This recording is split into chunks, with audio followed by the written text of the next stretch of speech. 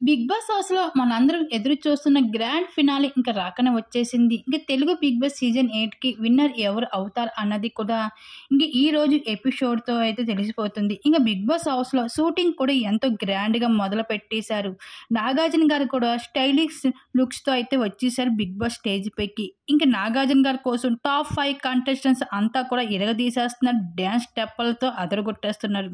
ఇంక ఒక్కొక్కరు అయితే హీరో హిట్‌తో అయితే ఎవరు తగ్గము అన్నట్లుగా అయితే డ్యాన్స్ పర్ఫార్మెన్స్ ఇచ్చారు.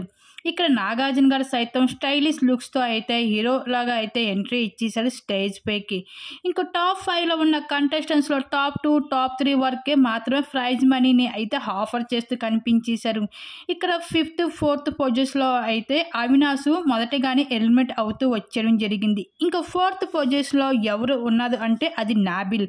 అయితే ప్రైజ్ మనీని తీసుకోకుండానే వెళ్ళిపోవాల్సి వచ్చింది నాబిల్.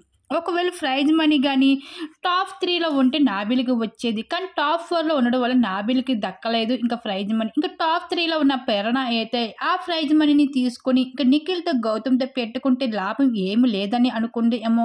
ఇంకా టాప్ 3లో ఉన్న ప్రేరణ అయితే ఆ సూట్ కేస్ తీసుకొని అయితే బయటకు వచ్చేసింది. ఇంక ఈ విధంగా మొత్తానికి బిగ్ బాస్ హౌస్‌లో అయితే ఇంకా నిఖిల్, గౌతమ్ మాత్రమే ఉన్నారు హౌస్‌లో. మరి వీళ్ళిద్దరిలో ఎవరు విన్నర్ అవుతారనేసి మీకు అనిపిస్తుంది? మీ అభిప్రాయం తప్పకుండా కామెంట్ సెక్షన్ షేర్ చేసుకోండి.